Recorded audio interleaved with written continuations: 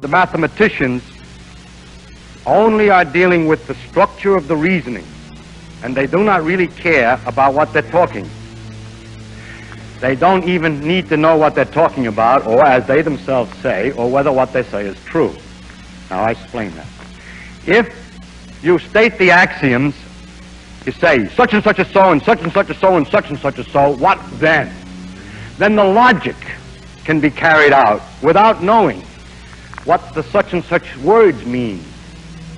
In other words, mathematicians prepare abstract reasoning that's ready to be used if you will only have a set of axioms about the real world. But the physicist has meaning to all the phrases. And there's a very important thing that a lot of people who study physics that come from mathematics don't appreciate. The physics is not mathematics, and mathematics is not physics. One helps the other. But you have to have some understanding of the connection of the words with the real world. And this is a problem which is not a problem of mathematics at all. Mathematicians also like to make their reasoning as general as possible. If you say, I have a three-dimensional space, the ordinary space, I want to talk about ordinary space. You know, you're in it and you measure distances, and there are three numbers you need to tell where something is.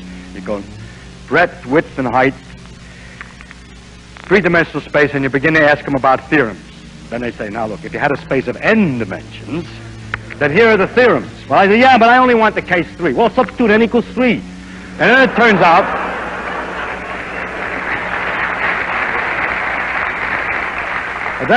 out that very many of the complicated theorems they have are much simpler because it happens to be a special case.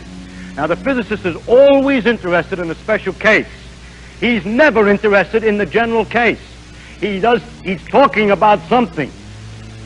When you know what it is you're talking about, that these things are forces, and these are masses, and this is inertia, and this is so on, then you can use an awful lot of common sense, seat-of-the-pants feeling about the world. You've seen various things. You know more or less how the phenomenon is going to behave. Well, the poor mathematician, he translates it into equations, and the symbols don't mean anything to him, and he has no guide but precise mathematical rigor and care in the argument. The mathematical rigor of great precision is not very useful in the physics, nor is the modern attitude in mathematics to look at axioms. Now, mathematicians can do what they want to do. One should not criticize them because they are not slaves to physics. It is not necessary that just because this will be useful to you, they have to do it that way. They can do what they will. It's their own job. And if you want something else, then you work it out yourself.